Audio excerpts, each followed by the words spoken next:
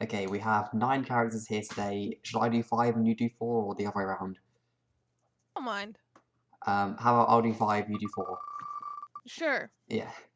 Okay, I've got Tavros. Is that Tavros Crocker? I think it's Tavros Crocker. No, it's Tavros Nitrum. Okay. Vriska, oh no. Ah! Tavros, Vriska. Dave. Cool. Yeah. Hey, cool kid. Hey, cool kid, is this you? Narrator, alright. Actually, if I'm doing narrator, should I let you do the other 5 then? Okay, sure. Yeah. Which means you're doing Dirk, Jake, Jane, Mina, and Rose. Fun. Gucci. Okay. Be John again. It seems as if you're attempting to be John again, with the expectation that we might spend a little more quality time with him in his cubicle of misery and self-loathing. You guess we might really start to unpack his depression issues, get to the bottom of all that. Well, nice try.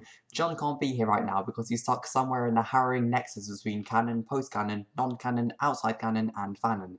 He also can't be here right now because, for the time being, we're done wasting our breath on such a sad loser. It's well overdue for the true hero of the tale to take centre stage. Be Vriska. Lord English stands before you in all his time-eating, universe-ending glory. You rode in here like a total badass, and now you're presiding over a whole host of ghosts ready to throw themselves once more into the maw of this final battle. You know that this isn't your battle to win, but you are definitely the sign of the tide turning. Hell, you are the tide. This whole thing would have been pretty dismal if you hadn't shown up with the treasure chest containing the ultimate weapon, not to mention your flawless defeat of an obstructionist hexering orange man, who for reasons you cannot begin to comprehend seems to be obsessed with you. You've already executed what is probably the most important tactical maneuver ever performed by a hero in a history of heroism. You deployed the white house-shaped juju from the red chest. It grew to an enormous size, slammed down on whatever was passing for the floor in this esoteric battle environment, and a door materialized on its surface. You now stand off to the side, looking especially pleased with yourself, waiting for the legendary weapon to unload itself towards the hulking tyrant. You've got 2 bitches of either gender on your side. Your main girl, Mina, who you stole from that embarrassing past version of yourself that you own so hard you bet she's probably still crying, and Taros. Not just any random ghost copy of Taros, of which there appears to be thousands. Your Taros, specifically, who's been pathetically trading after you like a lost block beast since you showed up. You'd be hard-pressed to describe what's happening right now. If they sent a poet, maybe he'd do a better job of it, but they sent someone who's actually useful instead, so you'll give it a shot. It looks to you like the complete obliteration of space and time, the end of all things, the disintegration of literally thousands of ghosts. And no doubt your admirers out there would love it if you described it all in painstaking detail, but you're not an executionist. You just call it like you see it, and what you're seeing right now is pretty awesome. Observe Lord English. Kind of like an overworked character design, you think to yourself. If someone showed you a drawing like this on their flop sheet, you'd probably be obligated to immediately kick their ass. There's a lot going on, from his vein-popping muscles to his able eyes to his pirate leg and his ostentatiously prized gold-rimmed cane. Years ago, you brutally criticised Terezi for adding a dragon head staff to a red glare cosplay. There we go. The argument this machine was so bad she didn't talk to you for an entire week. Now that you're seeing this, well, you wouldn't apologise to her, obviously, but in retrospect, maybe accessorising wasn't so bad. At least she understood the basics of having a simplified silhouette. I'm going back, Finn. You coming, Vrisk? Of course, but give me a minute, I want to see! Mina gives you a grin and a salute and leads you to it. This is what you always felt you were destined for, somehow, standing at the edge of the universe and seeing how it all goes down. Tavis is clinging to your arm like a little crybaby, while crying, you assume, and probably soiling his dumb pair of shorts. But not you. You're fearless. Your eyes are so wide that it feels like you're eating all the light through them. That's what you are, after all, the thief of light. You crane back your neck and watch Lord English with a crack in reality. It's beautiful. You thought maybe he'd do something stupid like punch a guy with his gross throbbing muscle arm, but all it takes for him to shatter the roof of existence is a single ear-splitting roar.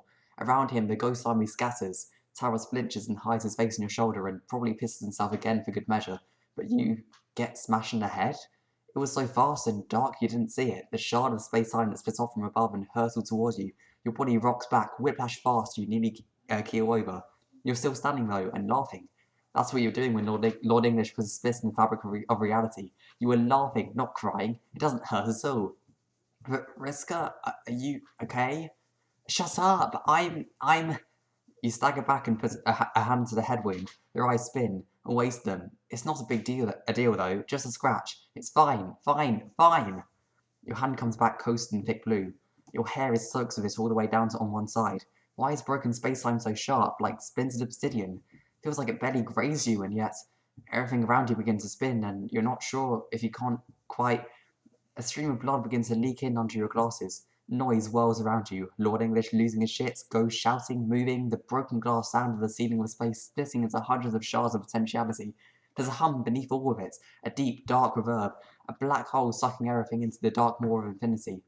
You wipe your bloody hand on the leg of your jeans and sneer with rage. You won't go down so easily. Tavros tries to steady you, but you slap his hand away. Fuck off! Okay, it looks really kinda extremely bad though. You're so intolerable. I need to. Tavros, go! Find Mina! Now, Tavros! Tavros scurries off into the fray to find someone less worthless. You try to catch your bearings so you won't miss a single instance of the battle, but you're distracted by something in the corner of your glasses. Your trolling alert is blinking. There's a message from Terezi. How long has that been there? Hours? Days? You suddenly wonder if it's been years from her perspective, waiting for you to respond, given how time moves differently out there. Were you too preoccupied with your incredible heroic exploits to notice? Focus, Serket. This is no time for sentimental thoughts. You need to get a grip. Keep your head in the game. Keep both feet planted firmly. Whoops. Your feet slip. Without Tavros keeping steady, you lose balance and begin drifting. You try to regain your footing, but you realize you once in danger of falling over. That's not the problem. You can't seem to get your feet back on the floor. If you're light, you're floating. You flail your legs, scraping the tips of your shoes against the floor, but it's no use. You understand what's happening. It's a black hole. It's starting to lift you up. You glance wide-eyed towards a glowing juju. Its four chambers and peaked roof are pulsing with the energy of raw imminence. This is it. Everything you've been waiting for, whatever it is about to happen. Where's Mina? You desperately try to stabilize yourself, slow your ascent, anchor yourself back to the floor in some way, anyway, but there's nothing to grab onto. There's blood in your eyes and your depth perception is fucked. Your hand goes wide and your fingers close around empty space as you reach impotently towards a glowing symbol of everything you ever believed you were meant for. This can't be how it goes. As you continue to levitate, gaining speed in the direction of the insatiable cosmic body, you can see your blood trailing behind you in wet cerulean blobs. The juju glows brighter. You need to see what happens next. You need to see! You're so frantic, grasping for purchase in the empty air, but you aren't ready for it. Another black shard of space-time hurtling through your void. It collides with your chest, right at the place where your ribcage connects, and sends you spiraling ever faster towards a deep dark maw of infinity. A black hole is not something even a god-tier player can survive, you suspect, and even if one could, you highly doubt there'd be any clawing your way out of its red horizon and back into relevance. Not this time. It's a fate worse than anything you can imagine, and as it truly sinks in what is happening to you, how this is ending for you, finally you lose all sense of composure. You flail, spin, and flip in helpless little circles like a bloody ragdoll, and you begin to scream. John emerged from the juju. The first thing you hear is a tiny scream getting sucked into oblivion. The voice is familiar, but not as familiar as the second thing you hear, which is a crack. It's not just a crack in your ears, the crack goes all the way down your spine. You almost don't react to it because it's so familiar. Around you, a cacophony rises up like steam. Oh shit, it's really popping off out here. Dave's voice reminds you that your teammates have emerged from the house along with you. You survey the group. Everyone is accounted for. 3 confused, frightened teenagers. You can't see anything but big, bright smears all along the horizon. You fish the 2 halves of your broken glasses out of your pockets and hold them up to your face. The scene comes into focus. The eye of a storm, a black hole so massive it stretches as far as you can see, an army of ghosts swirling and screaming, whipping around you like leaves in the wind, and at the centre of it all is Lord English, just like in your dream. You can feel it now, the moment reality yawns too wide and snaps in half. Jake yawns and knocks on the window to Jane's office again. For some reason, Jane has the shades pulled shut all the way around, so he's hovering there for way too long in his best tie and his best pair of short shorts. There's a crowd gathered below, gaping in a rare in-person appearance of a globally famous butt. The sunset has turned the head offices of Crocker Corp into a shimmering glass monolith, a beacon, if you will, of the future, visible for miles in every direction. Jane probably likes to think of it that way, at least. Speaking of Jane, she pops her head out from behind between two strips of silver-lined Venetian blinds to glare at Jake, who is hovering uselessly in the air. "Use the front door," she mouths at him, but he responds with his specialty, incomprehension. I'm sorry. The exacerbated hand motion Jane tries next work better. Oh, the front door, of course. Jake flies down to the street so he can take the front entrance. He whistles a quaint little ditty to himself while he waits for the elevator to go up to the top floor. This time he knocks on the office door, and Jane lets him in. Inside the office, it's dark and hazy. The whole place is candlelit, and Jane is reclining on her desk, sprawled out like a lounge singer on a grand piano. Specifically, a blue lounge singer on a blue piano, just like in one of the hideous velvet paintings Jake bought in New Prospect a few years ago. Like all of his impulsive purchases, the tacky thing is gathering dust in a pile somewhere in one of the hundreds of spare rooms in his mansion, which now primarily functions as a very expensive warehouse for his atrocious hoarding habits. And intimate knowledge of his hoarding habits, particularly the type of sultry cerulean contents he is known to hoard, is exactly why Jane is wearing a blue dress and a very high hem. Jake's bow tie practically spins at the sight of it. He freezes on the spot, an animal in the predatory headlights of this buxom blue businesswoman. Oh, sorry. Come have a glass of scotch with me, Jake. We have so much to discuss. Indeed. He crosses the office and shakily accepts the offered glass of ludicrously expensive fermented barley grain. He raises it to his nose and pretends to sample the scent. Jane, I must say, that is a very striking ensemble. Oh, you like it? Why don't you? Come take a closer look. She's really bad at this, she thinks, this being seduction. She's so bad at it, in fact, that Jake immediately recognises her ruse for what it is. Laughing nervously, he sucks the whole glass of scotch into his mouth in one go, ice cubes and all, and then, because he can't actually stand the taste of scotch, immediately spits it back out, ice cubes and all, spraying Jane's brand new sexy dress with quite an ungentlemanly fountain of boozy spittle. Jane is lashed both by the scotch in her face and how quickly her plan has fallen apart. Jake! God, fucking Jake expressions, I hate it. But jabbers. God, it would be better with your voice, no offense. Oh no, all over my new dress. Jane, I'm so sorry. Here, let me help you clean that giggle water off your your kettle drum. What the fuck? No, you've done enough. Goodness, you've only been here for 2 minutes and already. Why did I ever think? Jane, please, I insist. She tries to push him away, but Jake considers himself to be a gentleman. He helps her to the floor and shrugs off his dress coat so he can use it to wipe her down. She is staring at the ceiling like she hopes it will split open and suck her into a supermassive black hole so she doesn't have to deal with anything that's going on right now. Some of Jake's scotchy slobber is on her glasses, which is not the place she was planning on having it tonight. This is why you wanted to see me, to show off this proper bit of frock. Oh no, of course not. I just wanted to talk about the economy, like Dave would. By Jove, the economy. Jane, my dear friend, please tell me all about the economy. Jake doesn't care about the economy, but he's an ardent supporter of changing the subject. It's doing quite well right now, actually. I should hope so. But it might not continue to do so in the future, which you can guess is of great concern to me, being that I am a pioneering and I am a pioneering Pioneering. Yeah. whatever. Well, frig, that's awful, and you should do everything in your power to adequately explain to me this this conundrum, which I admit I am not up to dick on. You, Jane laughs quite sincerely as he ruffles his jacket through her hair. Jake, you really have no idea what's going on, do you? What is this? Is this about the election mock-up? Because Jane puts her fingers to Jake's lip and shushes him. It's a very smooth move, a total recovery. He shushes, and she directs him to one of the couches that line her office. They stumble there, his jacket and hands still wrapped around her shoulders.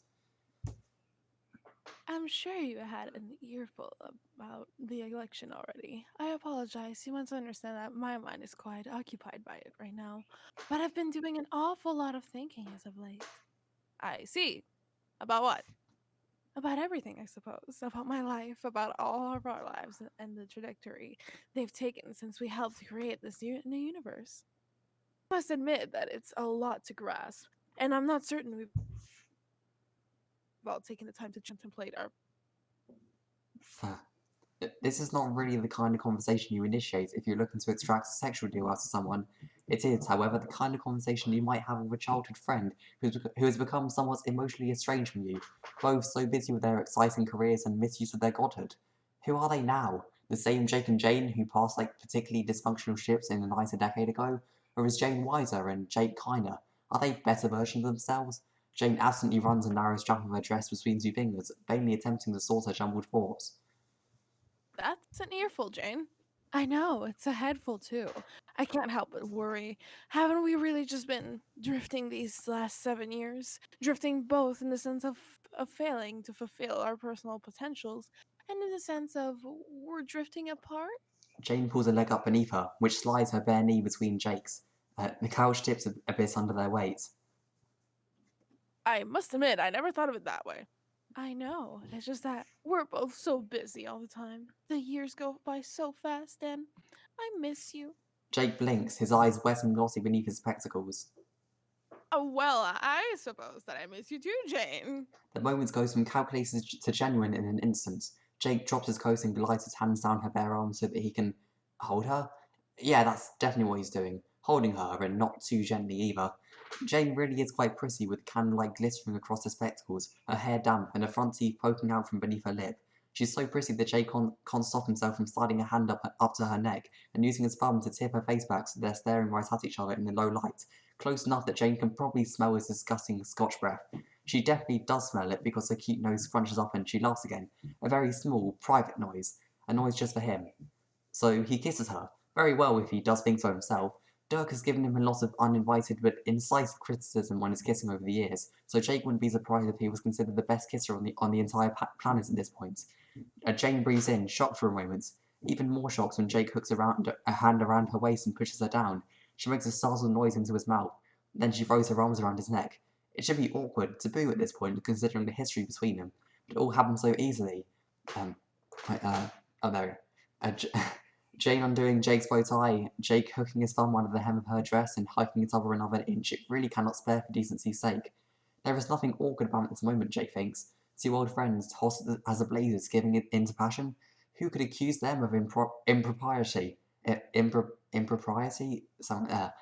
Nobody worth their salt in his book. It all makes perfect sense. The inevitable consummation of a whirlwind romance fit for the big screen. Really, the only surprise is how long it took to happen. Jane is a beautiful lady, that's for sure. She always has been, but she's only grown more ravishing as she's come into the full blossom of her womanhood. Smooth, silky skin, thick dark lashes, full feminine lips, not to mention curves like the Dickens. It's all certainly conducive to activities of close phonological proximity to the phrase. And Jane's baby soft palm, unmarred by the calluses of death's swordsmanship, slides down Jake's cheek and dips under the collar of his shirt. She caresses his clavicle and then tenderly trails her fingers up the side of his neck, steadying herself as she deepens their passionate kiss. Jane's touch is nothing like Dirk's. Dirk has palms so rough that they sting, especially on skin that's thin and supple, like the column of the froze right over the jugular. He pulls away from Jane's lips and lifts her spectacles off her nose. It's a motion that still feels practiced and familiar, despite how long ago he'd last had the precious chance. Those rare, intimate moments that Jake was always allowed to slip off Dirk's shades look on his face, unobstructed, stand out more clearly in his mind than almost any other in his life. Jake swallows. He can't stop thinking about how Dirk kissed him last time they didn't hook up. Which is the thing, of course, that didn't happen, so how can Jake possibly be thinking about this? Is it just some sort of Pavlovian response that's making his heart race like this? He does his best to push the untimely thoughts away, but his fingers tremble as he sets Jane's glasses aside. Jane gazes back at him, cheeks flushed with desire, eyes dark and alluringly coy. All her features are round and soft, welcoming, soothing, the kind of face that makes you feel like you've come home. Dirk is the exact opposite. Long nose, thick eyebrows, pointed features. A man who seems built down to the very essence of his soul to be sharp, hard to approach, hard to still to touch. When looked at from the right angle, he's anime levels of handsome. Breathtakingly, choir of angels singingly, anime handsome. The sort of man you can't keep your hands off of, no matter how jagged his edges. But his hair is so much softer than it looks. His heart, too. When a heart like that opens up to you, it opens up the whole world as well. A world of increased appreciation for combat, philosophy, life, love.